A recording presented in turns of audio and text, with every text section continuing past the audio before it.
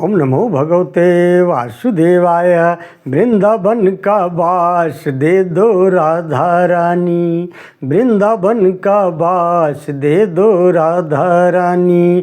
मेरे सिर पर अपना हाथ रख दो राधा रानी। दर्शन होए आस यही है, मेरे मन की प्यास यही है। दर्शन दे के प्यास बुझाओ, मेरे सोए भाग्य जगाओ। आज मेरी बात रख लो राधा रानी, वृंदावन का वास दे दो राधा रानी। मेरे सिर पर अपना हाथ रख दो राधा रानी। बड़ी दूर से चल कर आया, देखो क्या क्या भेंट में लाया। चरण कमल के पास रख दो राधा रानी, वृंदावन का वास दे दो राधा रानी। मेरे सिर पर अपना हाथ रख दो राधा रानी। बड़ी दूर से चल कर आया, देखो क्या क्या भेंट में लाया। चरण कमल के पास रख दो राधा रानी, वृंदावन का वास दे दो राधा रानी। मेरे सिर पर अपना हाथ रख दो राधा रानी। आंसुअन मोती हार पिरोया, श्रद्धा प्रेम से सूत पिरोया। मेरी ये सौगात रख दो राधा रानी, वृंदावन का वास दे दो राधा रानी। मेरे सिर पर अपना हाथ रख दो राधा रानी। अब अंतिम वरदान दे दो, पूरी हो ये अभिलाषा मेरो। सिर पर हाथ रख दो राधा रानी, मेरे वृंदावन का वास दे दो राधा रानी। मेरे सिर पर अपना हाथ रख दो राधा रानी। राधा रानी राधा रानी, राधा रानी राधा रानी। मेरे सिर पर अपना हाथ रख दो राधा रानी। वृंदावन का धाम दे दो राधा रानी। राधा रानी राधा रानी, राधा रानी राधा रानी। वृंदावन का वास दे दो राधा रानी। राधे राधे जय श्री राधे, राधे राधे स जय श्री राधे। सब मिल बोले राधे राधे, आप भी बोलो राधे राधे, हम भी बोले राधे राधे। मन गली में राधे राधे, वृंदावन में राधे राधे। कुंज गली में राधे राधे, राधा कुंड में राधे राधे। श्याम कुंड में राधे राधे, कृष्ण कुंड में राधे राधे। परिक्रमा में राधे राधे, पाप पात में राधे राधे। डाल डाल में राधे राधे, श्वेता बोले राधे राधे, श्रोता बोले राधे राधे। गली गली में राधे राधे, हर हर घर में राधे राधे। घर घर बोलो राधे राधे, वृंदावन का धाम दे दो राधा रानी। मेरे सिर पर अपना हाथ रख दो राधा रानी। राधा रानी राधा रानी, प्रेम से बोलो राधा रानी। वृंदावन का वास दे दो राधा रानी। तदनंतर वह मूर्ख पूर्वोक्त पाप के ही फलस्वरूप कुत्ते की योनि में उत्पन्न होता है। उसके बाद उसे मानव शरीर की प्राप्ति होती है। मानव योनि में संतान उत्पन्न करके वह मर जाता है और चूहे का जन्म पाता है। कृतघ्न मनुष्य मृत्यु के बाद जब यमराज की लोक में जाता है, उस समय क्रूर यमदूत उसे बांधकर भयंकर दंड देते हैं। उस दंड से उसको बड़ा वेदना होती है।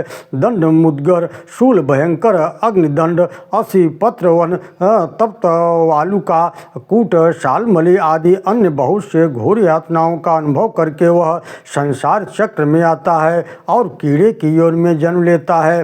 15 वर्षों तक कीड़ा रहने के बाद मानव गर्भ में आकर वहाँ जन्म लेने के पहले ही मर जाता है। इस प्रकार सैकड़ों बार गर्भ में मृत्यु का कष्ट भोग कर अनेक बार संसार बंधन में पड़ता है। तत्पश्चात वह पशु पक्षियों की योनि में जन्म लेता है। उसे बहुत वर्षों तक कष्ट उठाकर अंत में कछुआ होता है। दही की चोरी करने से मनुष्य बकुला और मेढक होता है। फल मूल पुआ चुराने से चींटी होता है। जल की चोरी करने से कौआ, कांसा चुराने से हारित हरियल पक्षी होता है। चांदी का बर्तन चुराने वाला कबूतर होता है। सुवर्णमय पात्र का अपहरण करने वाला कृमि योनि में जन्म लेता है। रेशम का कीड़ा चुराने पर मनुष्य बानर होता है। वस्त्र की चोरी करने से तोते की योनि में जाता है। साड़ी चुराने वाला मनुष्य मरने के बाद हंस होता है। रुई का वस्त्र चुराने वाला मानव मृत्यु के पश्चात क्रौच होता है। सन का वस्त्र यूनी वस्त्र, रमेश रेशमी वस्त्र चुराने वाला खरगोश होता है। चूर्ण की चोरी करने से मनुष्य दूसरे जन्म में मोर होता है। अंगराज सुगंध की चोरी करने वाला मनुष्य छछूदर होता है। जो स्त्री दूध की चोरी करती है वह बगुली होती है। जो नीच पुरुष स्वयं सशस्त्र होकर वैर से अथवा धन के लिए किसी शस्त्रहीन पुरुष की हत्या करता है वह मरने पर गदहा होता है। जो मनुष्य विश्वासपूर्वक रखी हुई धरोहर हड़प लेता है वह मृत्यु के बाद मछली योनि में जन्म लेता है। ब्राह्मणों, मनुष्य पाप करके तिर्यक योनि में जाता है जहाँ उसे धर्म का कुछ भी ज्ञान नहीं रहता। जो मनुष्य पाप करके व्रतों द्वारा उस प्रायश्चित करते हैं वे सुख दुख दोनों से युक्त होते हैं। लोभ मोह युक्त पापाचारी मनुष्य निश्चय ही म्लेच्छ योनि में जन्म लेता है। जो लोग जन्म से ही पाप का परित्याग करते हैं वे निरोग रूपवान धनी होते हैं। स्त्रियां भी ऊपर बताए अनुसार कर्म करने से पाप की भागनी होती है। पाप योन में पड़े हुए पूर्वोक्त पापियों की ही पत्नी बनती है। हे द्विजवरों, चोरी के प्रायः सभी दोष बता दिए गए हैं। मुनियों ने पूछा, हे ब्राह्मण, आपने अधर्म की गति का निरूपण किया, अब हमें धर्म की गति सुनना चाहते हैं। जिस कर्म से के अनुष्ठान से मनुष्य की सतगति होती है। व्यास जी कहते हैं, ब्राह्मणों, जो मोहवश अधर्म का अनुष्ठान कर लेने पर किसी के लिए पुनः सच्चे हृदय से पश्चाताप करता है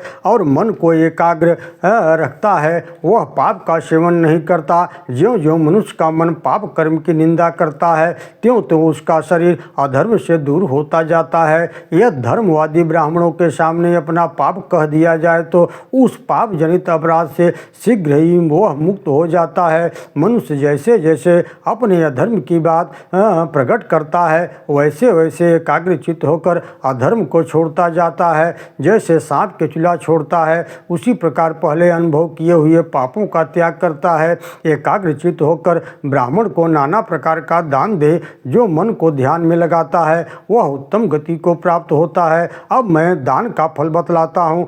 सब दानों में अन्नदान श्रेष्ठ बताया गया है। धर्म की इच्छा रखने वाले मनुष्य को चाहिए कि वे सब प्रकार के अन्नों का दान करें।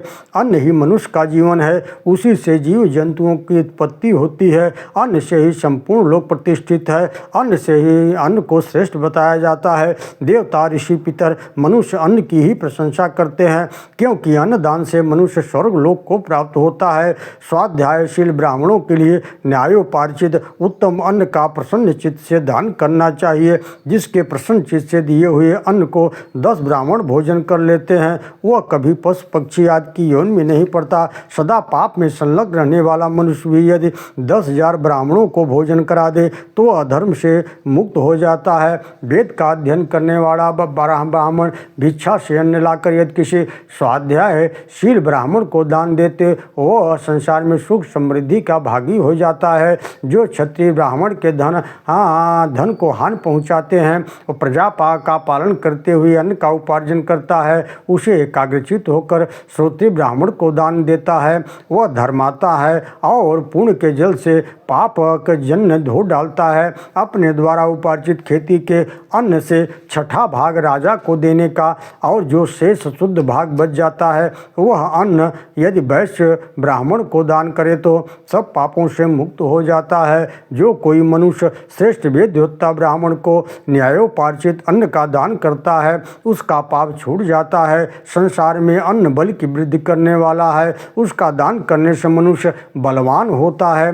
दान वेत्ता पुरुष को जो मार्ग बताया है, जिस मार्ग पर मनीषी पुरुष चलते हैं, वही अन्नदाताओं का भी मार्ग है। उन्हीं सनातन वही धर्म है। मनुष्य को अवस्थाओं में न्यायोपार्जित अन्न का दान करना चाहिए, क्योंकि अन्न सर्वोत्तम गति है। अन्न दान से मनुष्य परम गति को प्राप्त होता है। इस लोक में उसकी समस्त कामनाएं पूर्ण होती है। मृत्यु के बाद वह सुख का भागी हो जाता है। इस प्रकार भगवान पुण्यवान मनुष्य पापों से मुक्त होता है। अतः न्याय रहित अन्न का दान करना चाहिए। जो गृहस्थ सदा प्राणाग्निहोत्र पूर्वक अन्न भोजन कराता है, वह अन्नदान से प्रत्येक दिन को सफल बनाता है। जो मनुष्य वेद, न्याय, धर्म और इतिहास के ज्ञाता 100 विद्वानों को प्रतिदिन भोजन कराता है, वह घोर नरक में नहीं पड़ता और संसार बंधन से में नहीं बधता, अपितु संपूर्ण कामनाओं से तृप्त हो मृत्यु के बाद सुख का भागी होता है। इस प्रकार पूर्ण कर्म से मनुष्य निश्चिंत होकर आनंद का भागी होता है। उसे रूप, कीर्ति, धन की प्राप्ति होती है। ब्राह्मणों, इस प्रकार मैंने तुम्हें अन्नदान का महान फल बतलाया। वह सभी धर्मों का दानों का मूल है। ओम नमो भगवते वासुदेवाय।